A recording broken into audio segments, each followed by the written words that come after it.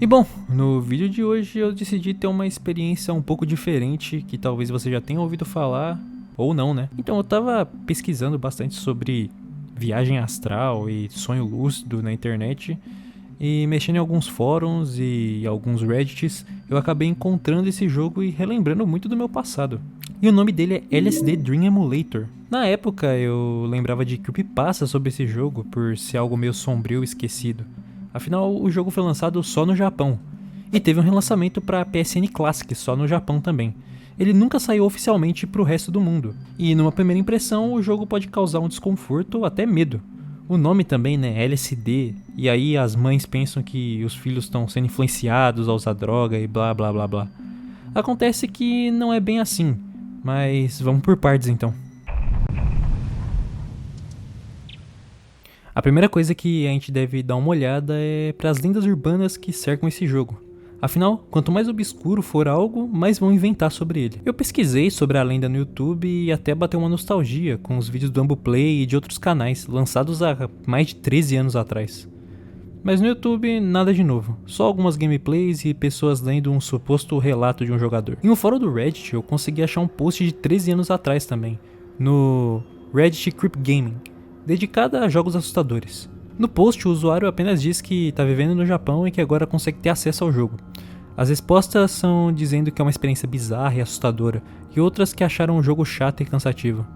Mas nada de jogo amaldiçoado ou qualquer outra história parecida. Eu também tentei olhar no Creepypasta Wiki, mas por algum motivo não tinha nada lá, como se o texto tivesse sido só deletado.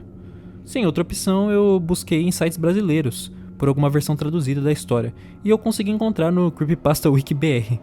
O texto é bem extenso, então eu vou só resumir um pouco da história, tá? Mas lá dizia que um jogador tenta rodar LSD Dream Emulator, um jogo japonês e obscuro de PlayStation, mas tudo que ele vê são cores distorcidas e alguns ruídos. Depois que ele consegue a versão oficial japonesa do jogo, ele finalmente consegue testar. O jogo não tem regras nem objetivos, apenas sonhos fragmentados, neblina, cidades vazias, figuras que te observam. Até que ele encontra um homem cinza, uma entidade que se aproxima lentamente enquanto o controle para de responder. Após isso, o jogo muda. A casa inicial se transforma em um corredor interminável, coberto por imagens reais de violência, enquanto um som fica distorcido no fundo. No final, surge um link real para um site japonês que fala sobre esse homem cinza, algo da vida real que vive nos sonhos e força as pessoas a cometerem atrocidades. Inclusive, uma das atrocidades foi criar o jogo. Um amigo traduz o texto e entra em choque, se recusa a falar sobre. Semanas depois, esse amigo do protagonista retorna ao Japão e assassina um homem e depois comete suicídio. A vítima, Osamu Sato, o criador de LSD Dream Emulator. E obviamente isso é uma mentira. Esse link para um site japonês não funciona, além de não existirem boatos de um homem cinza dos sonhos que faz você morrer na vida real ou fazer um jogo. Não é questão de preconceito. Eu não gosto de gente dessa cor. Essa cor me irrita, é diferente da minha. Essa cor me irrita profundamente. E a vítima se sente ofendido com isso? Parece mais que o cara que escreveu isso tinha acabado de assistir A Hora do Pesadelo. E claro, não teve nenhum crime de um cara BR no Japão que matou um criador de um jogo. Osamu Sato tá vivo e bem, eu acho. E agora que a gente desmistificou esse estigma de jogo amaldiçoado, a gente pode de fato entender um pouco melhor sobre o que é LSD Dream Emulator. Para começar, o LSD no título não tem conexão direta com a droga alucinógena, mas pode ter diversos significados, como Link Speed Dream, sonho de velocidade de conexão, ou Lovely Sweet Dream, que é o diário que deu origem ao jogo, além de várias outras siglas que podem descrever LSD. E por falar no diário que deu origem ao jogo, que pra mim é a parte mais interessante sobre. Hiroko Nishikawa. Ela trabalhava como game designer na empresa Asmic Ace Entertainment. Ela acabou se envolvendo no projeto junto com Osamu Sato, um artista e fotógrafo conhecido pelo seu foco em artes surreais. Sato, inclusive, nunca foi exatamente um fã de videogames no sentido tradicional. Ele viu jogos muito mais como uma extensão da arte dele, uma coisa abstrata, não definida, algo que não precisava ser explicado. Ele já tinha algumas experiências em jogos que não eram nada convencionais, tipo Eastern Mind, que inclusive foi lançado tanto no Oriente quanto no Ocidente e recebeu críticas bem positivas. E a ideia inicial de LSD surgiu de uma forma até meio estranha. Ele estava jogando um jogo de corrida, no qual ele era péssimo inclusive, e ele começou a imaginar: e se eu bater o carro na parede, ao invés de eu perder o jogo igual sempre, eu fosse transportado para outra dimensão? E pronto, isso deu uma ideia na mente dele e ela foi tomando forma. Um jogo onde você está sonhando e o simples fato de esbarrar em algum objeto ou parede faz você ser teleportado para outro sonho. E aí que entra a Hiroko. Ela mantinha um diário com mais de uma década de sonhos anotados. Dia após dia ela registrava essas experiências, algumas confusas, perturbadoras ou só inexplicáveis. Esse diário era exatamente o que o Sato precisava. Hiroko acabou se tornando a lead game designer do projeto e, em 98, LSD Dream Emulator foi lançado. O mais interessante é que parte desse diário chegou a ser publicado, com trechos dos sonhos da Hiroko acompanhadas de ilustrações surrealistas lindíssimas. E eu vou deixar o link na descrição do vídeo, assim vocês podem olhar por vocês mesmos. Os textos estão disponíveis tanto em japonês quanto em inglês, o que vai facilitar bastante acompanhar a leitura. Agora que a gente já tem a base do que é esse jogo, e a gente também sabe da onde ele veio, da onde ele teve origem, e vocês sabem já que não é nenhuma creepypasta maluca, a gente pode realmente adentrar essa experiência surreal. A intro aqui é realmente bizarra. Ficam passando vários vídeos aleatórios com algumas palavras. Normalmente algumas das palavras são as siglas do jogo. O menu é bem simples e ele mostra o dia que você tá, que vai de 1 até 365, registrando o período de um ano de sonhos. A gente tem Start, Save, Load e Graph, que já eu vou explicar. Começando o game, a gente vai aparecer no nosso quarto. E ao encostar em qualquer lugar, a gente é teletransportado para outra localização. Isso a gente chama de link ou conexão. E a gente vai ter 3 tipos de link. Primeiro a gente vai ter os Dynamic Links, ou links dinâmicos. Ele é o tipo de link mais comum.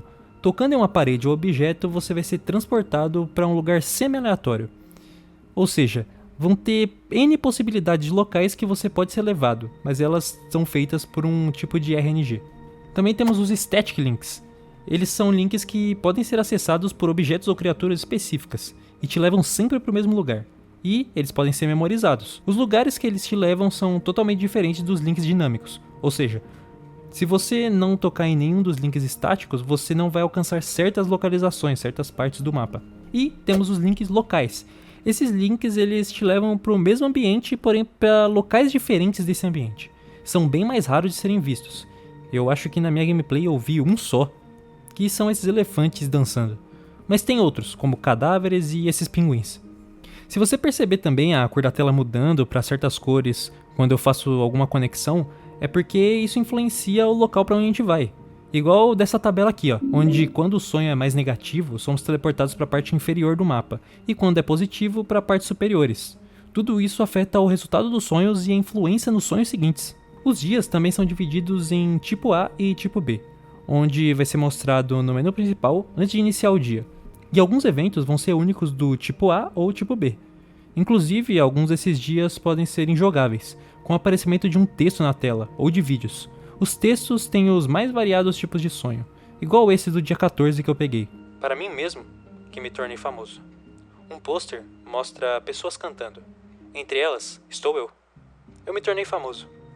Dentro de uma das salas de uma biblioteca, pessoas me aguardam. Assim que me sento, elas perguntam: qual o significado dessa letra? Mas por que isso deveria importar? É bizarro. Além dessa caralhada de mecânicas, o jogo tem uma mecânica de flashback, onde você pode reviver alguns eventos que experienciou em seus sonhos. Essa opção é liberada no menu após ter visto eventos suficientes para ela aparecer. Porém, toma cuidado, pois existe um NPC no jogo que pode apagar suas memórias, fazendo você não poder realizar os flashbacks. E ele é o Greyman, uma figura escura com um chapéu. A comunidade tem várias teorias sobre ele, desde aliens até ele ser uma representação de um estudador. E você entendeu o que eu quis dizer. Mas ele é uma mecânica. Para um jogo onde você não morre, não mata e não tem objetivos bem definidos, você ainda precisa de um desafio, um risco. E o Greyman é exatamente isso. Mas então, ok. Ficamos andando sem rumo até o sonho acabar, onde ele pode durar segundos ou minutos intermináveis que parecem até horas. E o que acontece quando acaba um sonho? E é aqui que somos apresentados a tabela ou gráfico. Ela vai mostrar a classificação do seu sonho, com um quadrado piscando em vermelho. Posteriormente vai ficando branco, e ao longo dos dias, escurecendo até desaparecer. Os sonhos ficam armazenados na tabela por mais ou menos 100 dias, e essa mecânica afeta o modo flashback que se tem antes. Quanto mais recente foram os eventos, eles serão exibidos primeiro no flashback, e quanto mais antigos, mais pro final. Igual com os sonhos reais mesmo, que com o tempo a gente vai esquecendo caso a gente não anote eles. Os quadrados vermelhos vão determinar também onde vamos começar o próximo sonho. Se passarmos o sonho em lugares positivos, como no cenário Happy Town, a classificação será mais para cima da tabela, assim vai fazer o seu próximo sonho se passar ali por perto novamente. E o mesmo vale para cenários negativos, como o Distrito da Violência, que fica na parte mais baixa do mapa. Interagir com objetos e eventos também vai alterar sua classificação. Tipo quando eu vi essa mulher perdendo a cabeça, provavelmente eu perdi uns 500 pontos positivos. Já as áreas Dynamic e Static eu não achei muita coisa, e pelo que eu li na wiki, parece que a parte dinâmica tem muitos mais eventos especiais. Porém, eu acho que essas áreas são determinadas pelo tipo de link que você mais acessou no sonho. Se acessou mais links estáticos, você fica mais pro lado esquerdo, e dinâmicos mais pro lado direito. Mas óbvio, isso tudo aqui é achismo. Tem esse mapa feito por um cara chamado Higashi, e ele mostra onde você vai spawnar dependendo do seu score.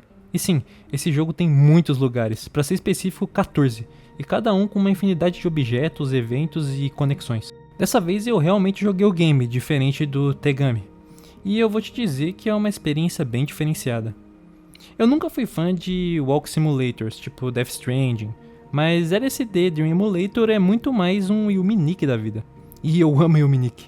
Vagar pelo sonho sem ter objetivo é muito foda, ainda mais quando você não sabe nada sobre o jogo.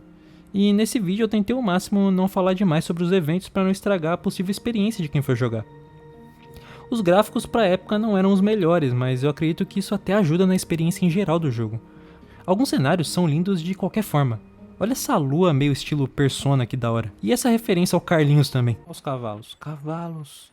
A sensação de andar pelo mapa sem saber o que pode acontecer é assustadora, mas muito massa ao mesmo tempo. Tipo quando eu vi uma boca gigante andando pelo cenário, ou quando eu presenciei um assassinato ao vivo e a cores. É isso. Eita, um cara matou um maluco! Me matou! Foram diversas experiências, 1h30 de gravação e só 20 dias de jogo. Tô até pensando em abrir umas lives jogando e tudo mais. Eu vou ver se dá certo, porque esses dias estão sendo bem corridos pra mim. Mas de qualquer forma eu deixo avisado na comunidade do canal. E eu acho que pro vídeo de hoje é isso, eu espero realmente que vocês tenham curtido e queiram mais jogos nesse estilo. Eu não falei tanto sobre LSD Dream Emulator porque eu acho que ele é um jogo que você precisa sentir, tá ligado? Você precisa jogar você mesmo e você ir vendo os eventos, anotando as coisas, sentindo aquela sensação de estar num sonho bizarro. Eu não sei se eu consigo passar isso muito bem aqui no vídeo. E também eu não queria passar todos os eventos, todos os lugares que você pode acessar, porque eu acho que isso vai acabar tirando aquele... como eu posso dizer? Aquele sentimento de, nossa, tô visitando aqui pela primeira vez. Então esse vídeo é mais um resumo, meio que uma recomendação. Vamos dizer uma recomendação. Se vocês tiverem mais jogos nesse estilo, tipo Tegami ou LSD Dream Emulator, e vocês querem que eu faça um vídeo sobre, vocês podem comentar aqui que eu vou dar uma pesquisada. Na verdade eu queria fazer um vídeo sobre Yuyami Dori Tankentai, que é um jogo que só saiu no Japão e não tem nenhuma legenda em inglês. Ou seja, não consigo jogar ele, cara. O meu japonês não tá nesse nível de conseguir jogar um jogo inteiro sem nenhuma tradução. Mas quem sabe daqui a um tempo eu não consiga trazer alguém pro canal, né? Já que eu tô estudando japonês ferrenhamente. Agora chega de enrolação. Eu sou o Jotazinho. Muito obrigado. E até o próximo vídeo. Pego no pescoço até morrer! Fuck the police coming straight from the underground. A young nigga got a bag cause it's brown. Fuck the police. Yeah. Fuck the police. Fuck the police coming straight from the underground. A young nigga got a bag cause it's brown. Fuck the police.